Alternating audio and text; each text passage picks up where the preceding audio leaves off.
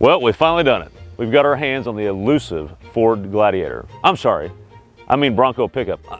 I'm sorry, I mean Ranger TREMOR. This is the off-road version of the Ford Ranger that across the globe is known as the Ranger T6. Some call it the 4th gen, some call it the 5th gen. There's a lot of nitty-gritty there that we're going to dive into, but we finally got our hands on it and we're really excited about it.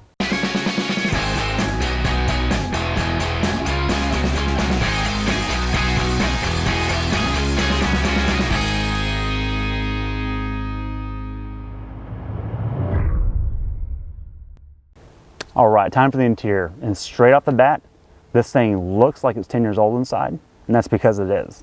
The switchgear feels like it's straight out of the European Ford parts bin, and that's because it is. It also feels like it has tons of headroom, and that's because it does. This thing reminds me of a simpler time. It reminds me of when you could walk into your local Ford dealer and place an order for a Ford Fiesta or Focus ST and get one because they still made it. And that's a good thing. This reminds me of a time when Ford had really transitioned out of what we consider the malaise era of the 2010s, and things felt fresh.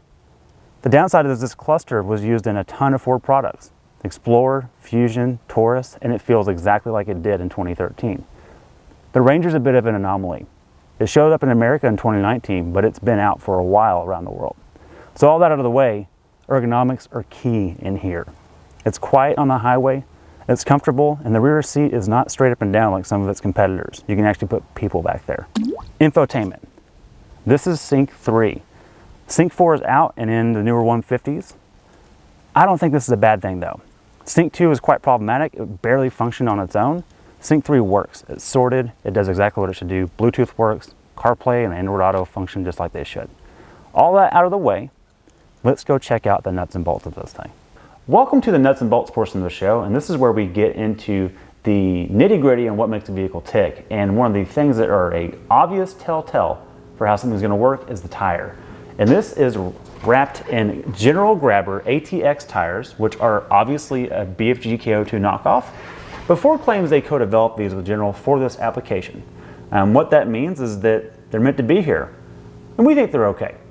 They are snow rated. They're triple peak, which means they'll work in the snow, and we've tested them in the mud and the dirt, and they're actually pretty good all around. The only trade-off is they're not quite as quiet as a KO2 on the highway, but that's okay for what this vehicle is. So what is it? This is a T6 platform that has been around for going on 10 years now elsewhere in the world, but still is available here to us as a new vehicle, and will be updated / replaced next year worldwide. But what you see behind me, and if you watched our Bronco film, is a lot of the same under this front wheel well. The only difference is we have felt lining here, which is very nice to keep road noise down. And we also have the same short, long arm suspension design that we see there. It works. We like it a lot. We like it here as much as we did in the Bronco. What makes this different from a regular Ranger or an FX4 is this has 2.0 Fox dampers all around. And what that gives you is additional shock travel. Up front, that's 6.5 inches. Out back, that's over 8 inches of travel. And that's the stroke in the suspension, which means it can soak up bumps better, it can handle washboard roads better, and it can also articulate a little bit more than a standard Ranger would. Out back, what is special? Well, we've got 4 leaf springs back there, 3 static and 1 overload, and that's what helps this thing have an off-road package and maintain its payload and tow rating, which a lot of its competitors trade off. If you get the max tow in the Gladiator, you don't get the Rubicon or locking diffs. This, you keep the locking diff. Speaking of diffs, this is a Dana 44 out back, which is an M220 diff, or a M220 ring and pinion gear. And that's, funny enough, that's used in everything but the Tacoma in this segment. It's used in the Gladiator, it's used in the GM Twins, and it's used here. What that means is when it's time to do upgrades or repair broken things, there's a lot of options for it. So, all that out of the way, let's get under the hood and see what makes this thing move. Brian did a great job with the suspension, TREMOR specific pieces, and it's a lot of good stuff. It really helps it off-road, and so let's talk about what makes this puppy move. Unfortunately, there's not a whole lot of TREMOR specific stuff under here, but we haven't talked about the Ranger yet, so we're going to do it. The only thing specific, maybe TREMOR related, these leads right here. There's a lot of debris when you're driving on the trails with that good suspension. But let's talk about what that engine is. It's a 2.3 liter EcoBoost dual overhead cam, 16 valve, Single turbo motor. That's a mouthful. What does that mean? That means you get 270 horsepower and 310 pound-feet of torque. Most importantly, on 87 octane. Don't let anybody else fool you. What is that motor's history? This motor's history, it's been around for a while, which is good and bad. The good is, got a lot of reliability. There's really no known issues with this motor. Its history, its daddy, you may remember Mazda and Ford had a partnership. This was previously known as a 2.3 liter Duratec when it didn't have a turbo, or the Mazda L engine. Well, Ford turned that into the 2 liter EcoBoost a while back and added the turbo to it. And we had a lot of fun with that. This is really a stroker version of that. So it's a little bit longer stroke, giving us the 2.3 liters. And you'll find this sucker in a lot of cars. You'll find this in the Focus RS, you'll find this in the Mustang, which is why it's a fun, reliable, easy to mod motor. Some say you can even mod it easily with a tune to 380 pound-feet of torque. That's a lot of fun right there. What is that sucker paired to? It's paired to the 10R80 10-speed automatic transmission. Co-developed with GM, of course. We've talked about it numerous times. We've struggled with its application in Ford units, but in this unit, it works well and we love it. Again, a very reliable powertrain, not the best fuel mileage, and maybe not the most refined, as evidence of the clutch style old school fan there. This thing's roaring on a cold morning when you start it. With that, let's get it on the road and let's get into the dynamics and see how this thing actually drives. All right, Brian, it is time for dynamics. My favorite part. Will this make the earth shake like the other trimmer? Probably not. Hit it. Sport mode. Okay. Lots of noise. Bunch of augmented reality noise. Sounds like a Fiesta ST60. Okay. Well, great. That's the 2.3 liter that we've talked about already. It's in a lot of applications. It is, and I think in this application, well, you tell me. What do you think of it in this application? I think it works. I think it's just like the Bronco. It works. I call it adequate. Yeah. I think it's a little more than adequate here, whereas in the Bronco with the Sasquatch, I think it's adequate. Yeah. Part of the problem is the Bronco Sasquatch gives you like a 440 gear ratio. Yeah. This is 373 in this application. And you know, with this size tire, it's good enough. But I've driven a Ranger with this engine and transmission, 4-wheel drive with the smallest wheel possible, and it felt like a rocket ship in comparison. It's faster than the old 2.3 in the old Rangers. Way faster. I'll say that. Yeah, absolutely. Okay. In the way that it rides and drives, the steering is not fast. It's not slow. I think fine. I think it's just right. But it has electric power steering, so when you're doing off-roading and slow rock crawly stuff, there's never a bind up. There's never a low speed issue with that. So I do like that a lot. Yeah. Can we talk 10-speed for a minute? Yes, please, because there's been a lot of controversy with this 10-speed. You and I have driven a lot of 10-speeds. A ton of them. In GM and in Ford. Yep. And we usually have a lot of complaints on the Ford side with this 10-speed. Yep. What's the story here? No problem here. Agreed. Okay, 100%. really? Yes. Okay. It's never hunting. It just picks a gear and sticks with it. It just goes. It just does what it needs to do. But all the new 150s hunt. I feel like they're shifting constantly. They're never not shifting when you're doing around town driving. It's even a little tricky. It's confusing the new Bronco. Yeah, I don't understand it. I don't understand it. This is totally fine. Yeah. How did the suspension work for you? Again, this is the Fox 2.0 shock, and it's not a Ranger Raptor, I know, but you live on a unique set of roads. You have the Baghdadi roads in your neighborhood that are just insane. Yeah. And you also have the option to drive dirt roads, which you did in this. So what was your take in your application? So those dirt roads, I get a pretty good assortment of dirt roads I can drive on, and they are they require a good suspension to get speed. Right.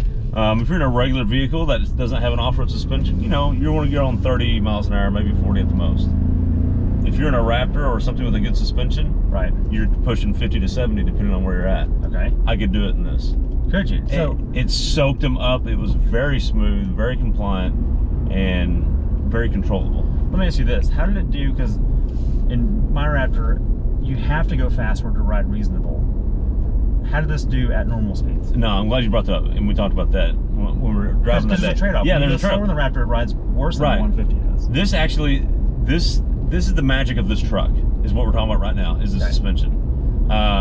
Yes, they're just Fox 2.0s. That's not, some say some say that's actually pretty good, actually. Yeah. It's good at 30, 40 miles an hour on those dirt roads. It was smooth. Okay. 50 plus, it was smooth on those roads. I find this suspension to be the magic of this truck, combined with the engineers with the traction control. Whether you're in sand mode and 4 high, you're allowed to drift. Okay. Or if you're just in 2-wheel drive and advanced track off, you're allowed to drift. And it doesn't cut in and catch you out. And we've hit on this before in other Ford reviews. There's a paywall in modern Fords that you have to convince the lawyer behind the dashboard that you want to have wheel speed variables. Well, the attorneys drifting or whatever. This is old enough tech in here that it just lets you do your thing without killing yourself still. Yes. It's not totally, you're not totally scot-free on your own, but it gives you a lot of leeway to have fun. Right. All right, you ready for the hipster score? Yeah. 3, 2, 1, 4. But it should be a 6. What? Huh? What? Yeah. So well, why is it a 4 first? It's a 4 because I think this off-road size vehicle, like the Jeeps or the Tacos, they all end up around a 5. They're around that 5 range because they're not particularly efficient, but they do have that whole outdoorsy feel vibe. Outdoorsy, adventurability, overlandability. But the Ranger doesn't scream outdoorsy, even though it is. It doesn't, because that Ford Kinetic design, Euro design, it doesn't look like it. It doesn't look that rugged. But you start diving into the specs, and if you're actually like serious, want to overland like a lot of hipsters do, you've got the payload to actually bring your rooftop tent, and you've got the off-road ability just as good as any of the other competitors, Gladiator or Taco. The Taco has a lock-in rear diff, so does this. Yeah. The only thing that has a front lock-in diff is a Rubicon Gladiator or the ZR2, which have their own attributes and aspects. But you better not bring all your gear in those vehicles, or you better be by yourself. Out there, right? So this has all of that. So some frames of reference. This has a higher payload rating than a 2500 Power Wagon from Dodge. Right. That's just point of reference. Right. All right. With that, hill test. Let's do it. I would say, I think 4 high without the locker, it'll make it. So she does. 4 high. Diff lock off. No drive modes. No drive modes or trail control. Okay. And no special line. I'm going straight up this thing. Yep. Which tells a lot about approach angle. Ooh, there it was. There a little slip, but it figured it out. Yeah. And that just goes to show this thing has a lot of torque down low. Yeah, it really does. Because it just didn't. I've had some vehicles on this where you needed the gear ratio correction. You needed the low range. The low diff. Yeah. Okay, I think you did pretty good. Yeah, that's pretty good. Not far from the Bronco. Not far at all. In fact, it didn't rub. The lower That's control true. arm. The lower trailing arm didn't snag. All right, let's go wrap this puppy up. Let's do it. All right, Brian, we haven't really talked exterior yet. You mentioned some of the Euro influence, the kinetic design and the interior. Touch on the exterior a little bit. Okay, so this thing came to the U.S. market in 19, as we've already covered. It came to the U.S. market as an old design to the world, but new to the U.S. Yes. It held water then, but it's been controversial. Some people feel like it looks too soft for a truck. Some say the Colorado looks more muscular. I think they're awfully similar. It's clearly that they're competing with each other, whereas the Tacoma has broad fenders, the Gladiator is its own thing, the Frontier is closer to the Tacoma. I happen to think that after 2 years have passed in the U.S. market, it looks even better now than it did then. Okay, so it's holding up. I think it's holding up because the others have changed to this broad-shouldered design, and this still looks kind of sleek. I like that. And I don't want my midsize truck to look too bulky, so I'm okay with that. Okay. Trimmer specific, we get some trimmer exterior styling tricks. What are some of those things that help it? Okay, so you get fender flares that are kind of like a Raptor would be, not Ranger Raptor, but a Raptor would be, mild fenders, or maybe a Trimmer 150, very similar to that. Yeah. You get the Ranger Raptor wheels that are available in other markets. The actual Ranger Raptor. Actual Ranger Raptor. You get taller tires, which actually help the look, make it look cooler.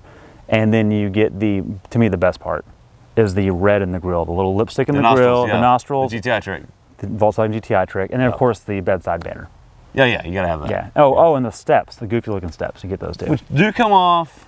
Yeah, you can take them off and just not have them. Yeah, but they really don't interfere with the off-road section. We had no problems. No, that's true. We had them fully installed in the hill test, no issue. But it's not too solid. You don't need them. No, not at all. Okay, Brian. Who is this truck for? Because a lot of people are saying this truck's not long for this world. The Maverick's going to cannibalize this truck. Why does it even exist anymore? It's just as big as a full size. Why not just get a full size for the money? Right. Who's this truck for? This is simple. It's for you and me. We've been looking at build and price since we've had this the whole time. Yeah, we have. And it's been a real struggle for us. And I just want to lay it out right now. The overland community, there's a facet of the overland community that understands this truck and pursues this truck because of the payload rating situation. Right. I want to cover 2 misnomers about the Ranger and its history. Because the Ranger in America is not new. It's been out for forever. Right. It took a break. Yep. Reliability, this thing's not known for any reliability problems. No, it's just not. It's just not. There's really no issues. And, Yeah. and resale value. Yeah. I would buy one of these brand new before I bought it used because they're so close. Yeah. I know COVID's playing tricks, but I've been looking for Rangers since they came out, and that's been the case. Yeah. So typically you buy a Tacoma because, oh, it's infinitely reliable, which they are reliable, but Sure. so is this. Yep. And resale value, this has it too. Yep. I think this is for the adventure person that needs a bed in the midsize truck segment. That buyer, that's who it's for. Yeah. But that's not the Maverick, Nope. because the Maverick is replacing who used to buy Focuses, Exactly. right? Because it's replaced that segment. Yeah. This is its own thing. It can still tow. It gives you off-road ability, which the Maverick won't provide. Tows more than a Bronco. Tows more than the Exactly. Jeeps. Yes. Yeah. Yeah. So it's up there with the Gladiator Tow Max package. tow package, but you lose the off-road package. Right. Whereas this, you can get both. You get a little bit of both. Right. That's pretty compelling. Yeah. And so with that, I think we've nailed it. I think we have, well, I don't know if we nailed it, but we've got an episode. No, we've nailed it. We go ahead and just say we Oh, nailed okay, it. Yeah, great. yeah. So Thanks for watching. Check us out on BrakeCheckShow.com. Thank you for being here, and we'll see you in the next one.